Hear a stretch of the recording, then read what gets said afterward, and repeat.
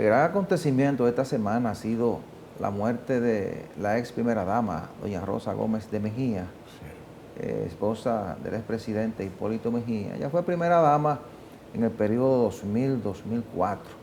Y esa señora se ganó el aprecio de una gran parte de la sociedad dominicana por su forma de actuar. Tenía una gran sensibilidad, sobre todo por la gente más necesitada. En el tiempo que le tocó dirigir el despacho de la primera dama, se enfocó en la educación, en asistir a familias necesitadas. Es decir, fue un modelo de primera dama. Y una de las obras que ella creó fue el Museo Trampolín. Y vaya qué coincidencia la vida. Murió producto de un infarto, como consecuencia de un infarto, mientras pronunciaba un discurso de gracias en el Museo Trampolín. Efectivamente. El pasado lunes. Un infarto, ¿verdad? Murió 2 horas después en la clínica Abreu, a consecuencia de este infarto, según explicaban las autoridades. Y bueno, 82 años de edad, 58 años de casada con Hipólito Mejía. El presidente de la República declaró esta semana 3 días de duelo, es decir, fue un gran acontecimiento. Pasa sus restos y la condolencia para el expresidente Hipólito Mejía y sus hijos, ¿no? Mire, hay acontecimientos que obligan a que uno medite sobre la realidad que circunda. El versículo 10 del Salmo 90 dice textualmente, permítame leerle esto, dice: los días de nuestra edad son 70 años y en los más robustos son 80 años. Con todo, su fortaleza es molestia y trabajo, porque pronto pasan y volamos. Sí. ¿Qué dice entonces la conclusión de ese sabio concepto? Que nosotros tenemos un tiempo limitado en el planeta. Y que lo importante es cuando uno comprende eso y dedica su vida a realizar acciones que coadyuven a la mejoría de nuestros hermanos, los seres humanos. Sí. Entonces, hay personas, y este es el caso de la señora, a la cual no tuve el honor de conocer. Sí. Yo sí la conocí, la traté. Pero bastaba que fuera una persona, que, oiga, increíble, con un perfil bajo, pero en el plano político. Claro. Ella, pero sin embargo, una mujer humilde, tenía las condiciones para ser arrogante. Sí. No lo fue. Una persona que lo que hizo fue dedicarse a labores, ¿verdad? A servir. Exacto. A servir. Y eso hará que se les recuerde. Fíjese la reacción que mansos y marrones y dudosos han expresado. Cuando digo mansos y marrones y dudosos, usted sabe, utilizo un lenguaje popular. Sí, los que son enemigos de la política coinciden en estos momentos. Porque tienen que entender que las personas tienen un mérito que está por encima de las mediocridades y esas cosas. Entonces, esa señora tuvo una vida plena, como debe ser. Sí.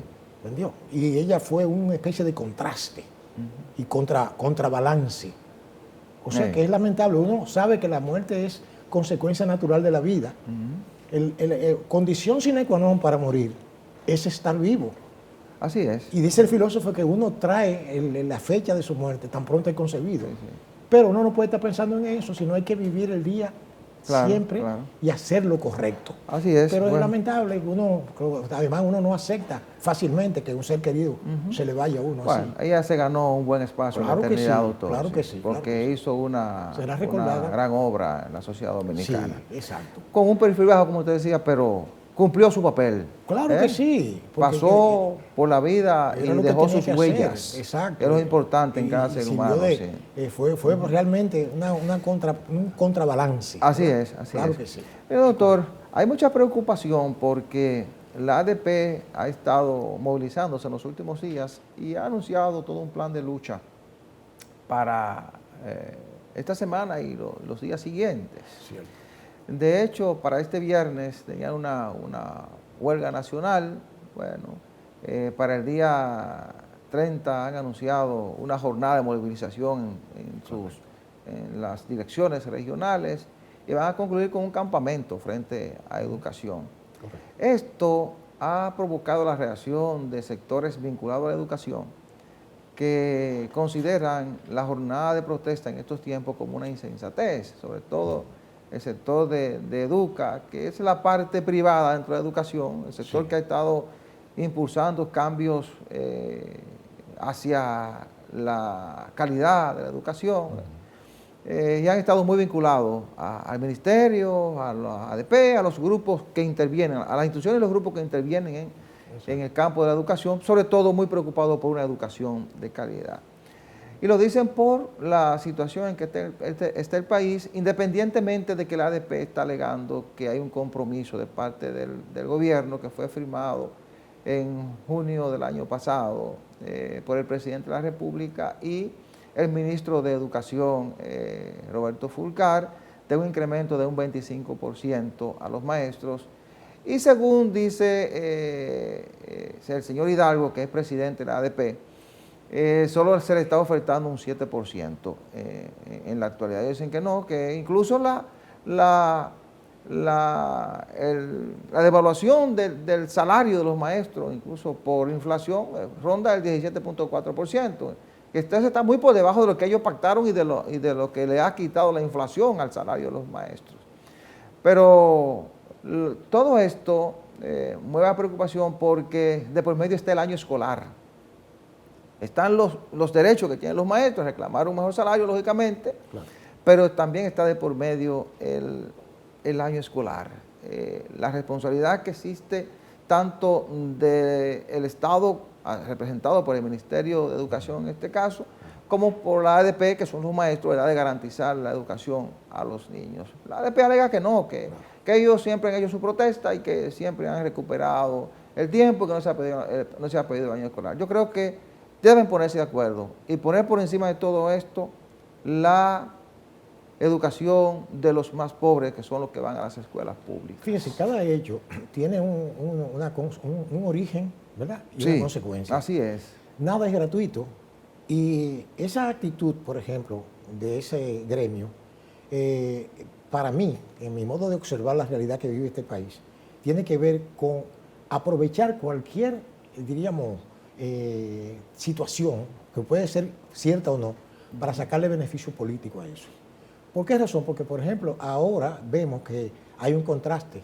La ADP, que siempre ha sido una organización muy combativa, solamente está tranquila cuando coincide con el gobierno de turno, ¿verdad? Y sus dirigentes son también de ese grupo partido.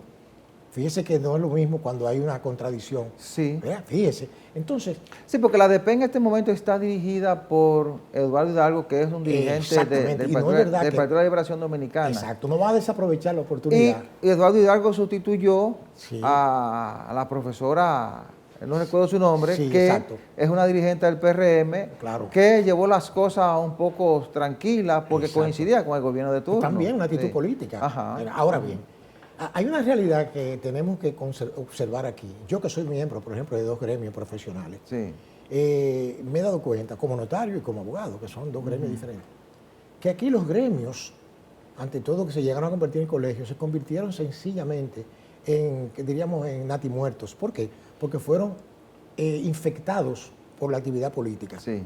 Todos los gremios se desacreditaron.